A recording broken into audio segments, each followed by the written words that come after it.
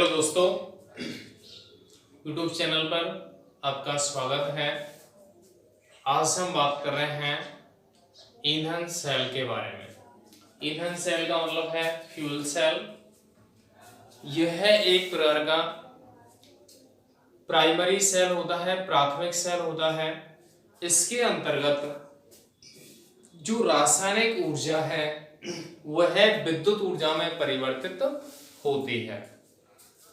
अब यहां से अपन ये कहें कि इस सेल में मुख्य रूप से कि जो ईंधन है वो प्रयुक्त किया जाता है और इसकी संरचना इस प्रकार से बनाई जाती है कि इसमें ईंधन को लगातार रूप से प्रवाहित किया जाए और उसी के अनुसार ही लगातार रूप से विद्युत धारा की प्राप्ति हो जाए।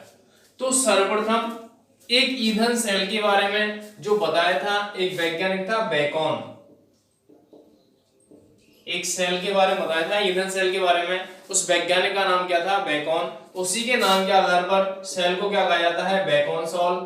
और उसमें उपस्थित ईंधनों के आधार पर उसको कहा जाता है H2O2 ईंधन सेल।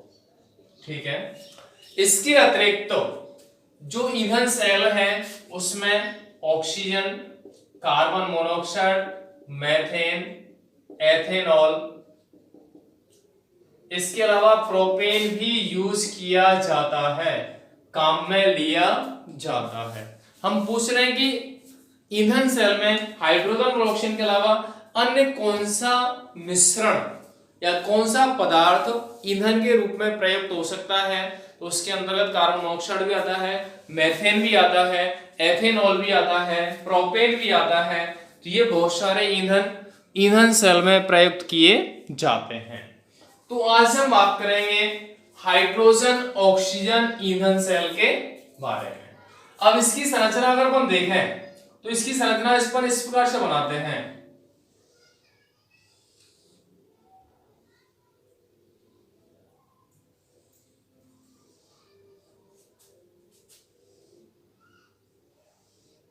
इसकी संरचना बना रहे हैं हम।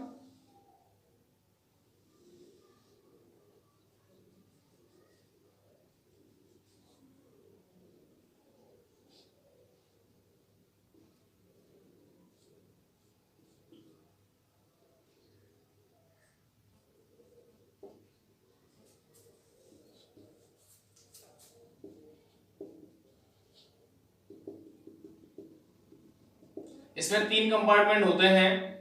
इसमें जो इलेक्ट्रॉन है वो टाइटेनियम और कार्बन के बने होते हैं, जिसके अंतर्गत प्लेटिनम तथा सिल्वर उपस्थित होता है या संसेचित होता है। इसके अतिरिक्त अपन कहते हैं ये दोनों जो इलेक्ट्रॉन हैं उनको अपन क्या करते हैं? विद्युत स्रोत से जोड़ देते हैं। यहां पे विद्युत धारा प्रवाहित की जाती है या इससे विद्युत प्राप्त होती है। अब यहां से अपन कोई भी विद्युत की प्राप्ति कर सकते हैं। आगे हम बात करेंगे ये जो इलेक्ट्रोड है किसके बने होते हैं? टाइटेनियम या कार्बन के। इसके अंदर सिल्वर, प्लेटिनम उपस्थित होता है, जिससे अपन प्लेटिनम इलेक्ट्रोड भी इनको कह देते हैं। इसके बाद इसके दोनों तरफ से हाइड्रोजन और ऑक्सीजन गैस प्रवाहित की जाती है। तो ये तो क्या कहलाता है? हाइड्रोजन गैस वाला एनोड। और ये क्या कहलाता है? कैथोड। मतलब क्या कह सकते हैं यहाँ पे? हाइड्रोजन एनोड के रूप में तथा ऑक्सीजन कैथोड के रूप में कार्य करती है, जिसमें विद्युत अपघट्ट के रूप में KOH भरा हुआ होता है। तो दोबारा से सुन लें, ईंधन सेल एक प्रकार के प्राइमरी सेल होते हैं जिनमें रासायनिक ऊर्जा को विद्युत ऊर्जा में बनाया परिवर्तित किया जाता है। इसकी संरचना इस प्रकार से होती है जिससे कि ईंधन को लगातार रूप से प्रवाहित किया जाए तथा उसी के अंतर्गत विद्युत ऊर्जा की प्राप्ति भी या विद्युत धारा की प्राप्ति भी लगातार रूप से हो सके। इस सेल में जो हम कह रहे हैं कि इलेक्ट्रोड जो है वो टाइटेनियम कार्बन के बने होते हैं, जिसके अंतर्गत प्लेटिनम या सिल्वर उपस्थित होता है।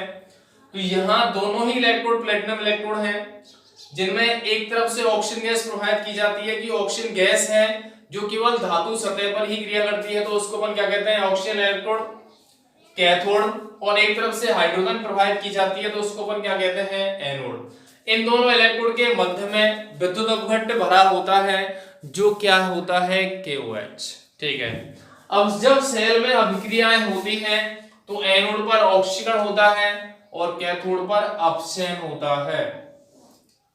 एनोड पर ऑक्सीकरण और कैथोड पर क्या होता है, अपक्षय। तो अभिक्रिया कैसे होती है वो हमें देखना है, किस प्रकार से अभिक्रिया की प्राप्ति हो पाएगी। अब यहां से अपन ये कहें कि जो एनोड है उस पर ऑक्सीकरण अगर है तो अभिक्रिया देखेंगे क्या होगी, 2H2 प्लस 4OH माइनस, यहां से क्या बनेगा 4H2O और प्लस में 4 इलेक्ट्रॉन। देखो यहां H प्लस अगर होंगे तो वो OH माइनस से क्रिया करके क्या बनाएंगे, जल।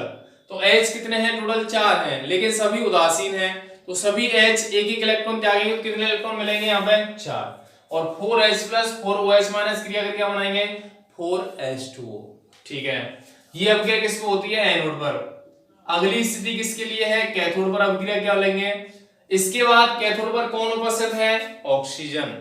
तो O2 प्लस 2H2O और प्लस में इलेक्ट्रॉन, तो यहां से क्या बनेगा 4OH माइनस। अब देखो कैसे बनेगा कि यहां पर देखें H कितने हैं, 4 हैं, ऑक्सीजन कितने हैं, 2 हैं, मिल रहे हैं। लेकिन ये ऑक्सीजन 2 है लेकिन इन पे आवेश नहीं है, इलेक्ट्रॉन की संख्या नहीं है। तो एक ऑक्सीजन 2 इलेक्ट्रॉन लेगा तो 2 ऑक्सीजन कितने इलेक्ट्रॉन लेंगे, 4। यहां से क्या बनेगा, ऑक्सीजन माइनस कितने हो जाएंगे, 4 हो जाएंगे। अब ये अगर क्रिया करेंगे तो क्या बनेगा, यहां से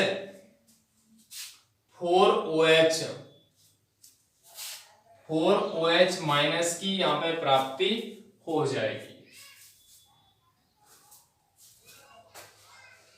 ठीक है, कैथोड पर तो अपना क्या होगा, यहाँ पे अपन देखें हाइड्रोजन पे 0 है, यहाँ हाइड्रोजन पे क्या है, +1, यहाँ ऑक्सीजन पे 0 है, यहाँ ऑक्सीजन पे क्या है, -2।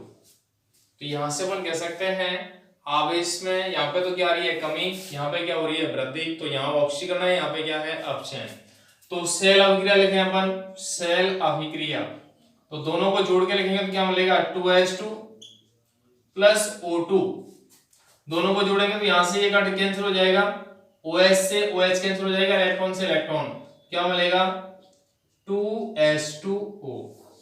ये क्या होगी, ईंधन सेल की सेल अभिक्रिया या संपूर्ण सेल अभिक्रिया।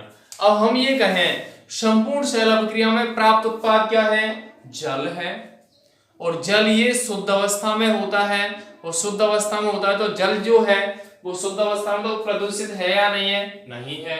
और जब यहाँ पे प्राप्त होने वाला उत्पाद प्रदूषण रहित होता है तो इस वजह से अपन कहते हैं कि जो ईंधन सेल है उसकी दक्षता सर्वाधिक होती है, लगभग 70 से प्लस में दक्षता यहाँ पे प्राप्त होती है। 70-80% के करीब क्या होते हैं, ईंधन सेल दक्ष होते हैं। उसका रीजन यही है कि यहाँ अपशिष्ट के रूप में शुद्ध जल की प्राप्ति होती है, जिसका उपयोग अंतरिक्ष यात्री पीने के रूप में कर लेते हैं। तो यह सेल क्या कहलाता है, हाइड्रोजन ऑक्सीजन ईंधन सेल।